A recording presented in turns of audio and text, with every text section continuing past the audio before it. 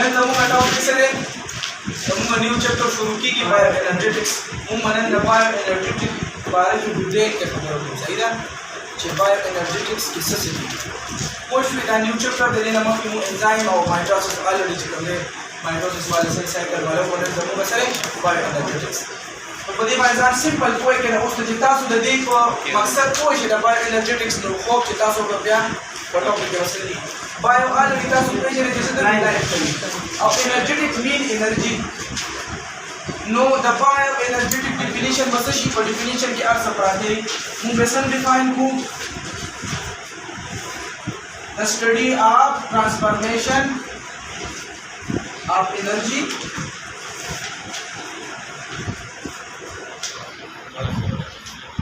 study of transformation of energy is called bioenergetics response रखा है बताया आपको response रखा है सही हो उर्दू में No. अच्छा study of transformation of energy is called bioenergetics सही है बायोलॉजी की वो ब्रांच जिसमें हम एनर्जी की ट्रांसफॉर्मेशन की बात करते हैं लेकिन आपको ये बात समझना चाहिए कि इसमें सिर्फ और सिर्फ एनर्जी की ट्रांसफॉर्मेशन की बात नहीं होती इसमें ये बात भी होती है कि एनर्जी प्रोड्यूस किस तरह होती है पैदा किस तरह होती है इसके साथ साथ एनर्जी यूज किस तरह होती है यूज उसकी यूज की बात होती है तो बायोलॉजी की वो ब्रांच जिसमें एनर्जी की ट्रांसफॉर्मेशन उसकी प्रोडक्शन और यूज के बाद होती है इस ब्रांच को क्या कहते हैं हम बायोएनर्जेटिक्स सही हो गया अभी मैं आपको समझाता हूँ आपको पता है कि तमाम लिविंग ऑर्गेनिज्म को सर्वाइवल के लिए सांस के साथ साथ एनर्जी की जरूरत होती है तमाम लिविंग ऑर्गेनिज्म अगर वो लिविंग ऑर्गेनिज्म प्लांट है वो लिविंग ऑर्गेनिज्म एनिमल है उसको जिंदा रहने के लिए सर्वाइवल के लिए किस चीज की जरूरत होती है एनर्जी की जरूरत होती है और एनर्जी मैं आपको मिसाल देता हूँ कि वो एनर्जी लिमिटेड एनर्जी नहीं होगी वो एनर्जी जो है ना लातादाद होगी फ्री होगी अभी मैं आपको मिसाल देता हूँ अभी आप देख लो तो बायो एनर्जेटिक्स में एनर्जी की मैं आपको दो बातें बताता हूँ एक इसमें क्वांटिटेटिव एनर्जी की बात होती है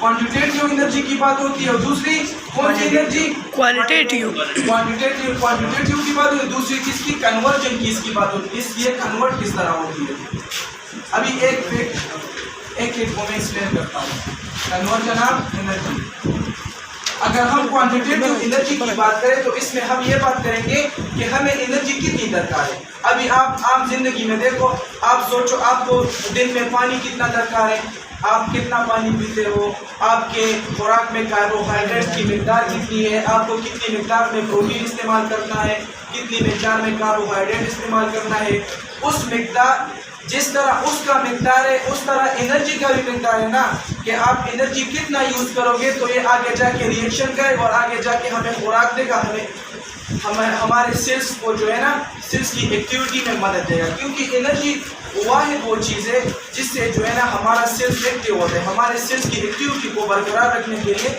एनर्जी दरकार है एनर्जी का डेफिनेशन क्या ability available to do work आप बचपन से चले आए तो इसमें क्वांटिटेटिव एनर्जी में हम किसकी बात करेंगे मिकदार की बात करेंगे कि हमें एनर्जी कितनी मिकदार में चाहिए और कन्वर्जन की बात अगर हम करें कन्वर्जन की तो आपको पता है आपने फिजिक्स में क्लास सुना है कि energy can not be destroyed it only transfer from one phase to another या from one form to another इसका मतलब ये कि एनर्जी डिस्ट्रॉय नहीं होती ये सिर्फ एक फॉर्म से दूसरे फॉर्म में कन्वर्ट होती है एनर्जी कभी खत्म नहीं होती पता है एनर्जी मुख्तलिफ हीट एनर्जी हमारे पास हो गए काइनेटिक एनर्जी हर चीज़ में जो है ना हमारे पास दरकार है सही है तो एनर्जी कन्वर्जन में किसकी बात होती है energy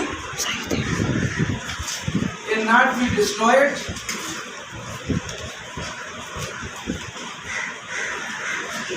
it can only transfer from one form to another from one form to another तो हम बायो एनर्जेटिक्स में क्वांटिटेटिव एनर्जी मिकदार की बात करते हैं दूसरी बात ये करते हैं कि एनर्जी कन्वर्ट किस तरह होगी और एनर्जी आपको पता है एनर्जी सिर्फ ट्रांसफर होती है एक फॉर्म से दूसरे फॉर्म में लेकिन डिस्ट्रॉय नहीं होती अब बात ये है कि एनर्जी तो ट्रांसफॉर्मेशन तो एनर्जी की होती है, लेकिन ये एनर्जी जब हमारे लिविंग या प्लांट सेल के अंदर आती है तो ये एनर्जी भाई क्या बनाती है? बॉन्ड बनाती है। बॉन्ड बनाती है। जब बॉन्ड बनाती है और तो हमारे पास एनर्जी जो है ना क्या होती है? प्रोड्यूस होती है। जब बॉन्ड ब्रेक होता है तो एनर्जी क्या होती है? खत्म होती है। लेकिन उसको हम खत्म एनर्जी नहीं कहेंगे, वो सिर्फ एक पाम से दूसरे पाम में कन्वर्ट हो गया। सही हो गया। अभी आप हीट की मिसाल ले लो। अभी एक हीट एनर्जी को कोई एनर्जी मतलब कन्वर्ट होती है तो हीट से तो कितने फायदे हमारे पास होते हैं? सही है। तो इसमें एनर्जी क्या होती है भाई? हमारे लिविंग जो सेल्स है, लिविंग सेल्स इसके अंदर क्या बनाती है? बॉन्ड्स बनाते हैं। और बॉन्ड्स को बनाते भी है और बॉन्ड्स को ब्रेक भी करते हैं। आप बस ये ज़हन में बैठा लो कि जब बॉन्ड्स बनता है, फॉर्म होता है बॉन्ड्स, तो एनर्जी क्या होती है? एनर्जी प्रोड्यूस होती है। और जब बॉन्ड टूटता है तो एनर्जी क्या होती है? डिस्ट्रॉय होती है। लेकिन डिस्ट्रॉय का मतलब ये नहीं कि मुकम्मल तौर पर खत्म हो गया। उस दौरान एनर्जी सिर्फ डिस्ट्रक्शन उसकी होती है, सिर्फ उस फॉर्म में, फिर उसके बाद दूसरे फॉर्म में कन्वर्ट होता है।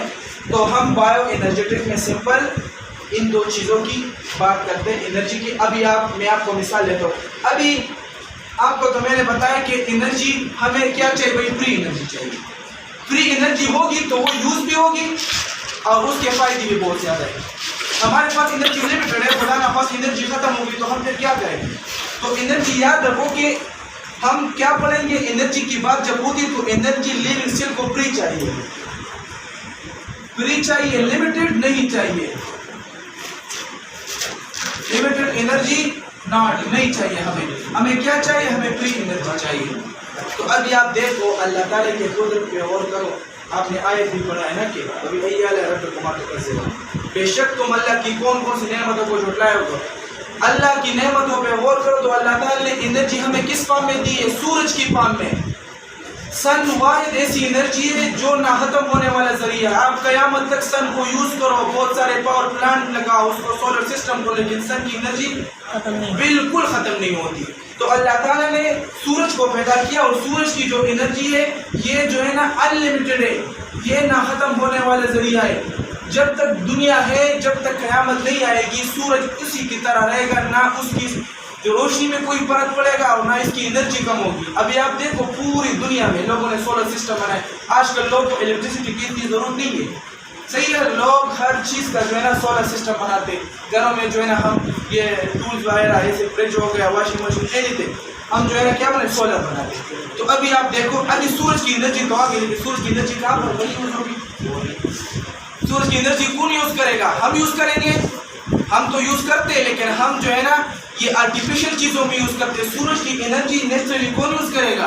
प्लांट यूज करेगा। आपका प्लांट वाहिद ऐसी चीज़ है जो सूरज की एनर्जी को एब्जॉर्ब भी करेगा, उसको यूज भी करेगा। सही है। और उसको एक फार्म में दूसरे फार्म में कन्वर्ट भी करेगा। उसके साथ साथ हमें क्या देता है भाई? खुराक भी देता है। तो अल्लाह ताला की नेमत हो गई या नहीं? तो plant are responsible. Plant responsible है। क्या करता है प्लांट? प्लांट सन की एनर्जी को यूज भी करता है, सन की एनर्जी को जो है ना कन्वर्ट भी करता है और बदले में हमें क्या देता है? खुराक देता है, फूड देता है। फोटोसिंथेसिस की डेफिनेशन कौन कहेगा? याद है आपको?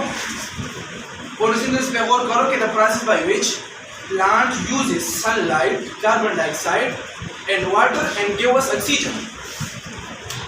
प्लांट क्या करता है? अभी ये फॉर एग्जांपल हमारे पास एक प्लांट होगा, ये इसकी जड़ें हो गई। प्लांट क्या करता है? प्लांट यहाँ से वही क्या लेगा? यहाँ से पानी प्लांट को जाएगा, उसकी जड़ों को, उसके रूट्स को, और ऊपर से प्लांट क्या करता है? ऊपर से प्लांट कार्बन डाइऑक्साइड लेगा और सन की रोशनी लेगा। ये हमारे पास सन हो गया, इसकी रोशनी प्लांट को आएगा, नीचे से पानी, ऊपर से CO2 और सन आ गया। इसकी आपस में कन्वर्जन रिएक्शन हो गए, हमें बदले में क्या देगा? ऑक्सीजन।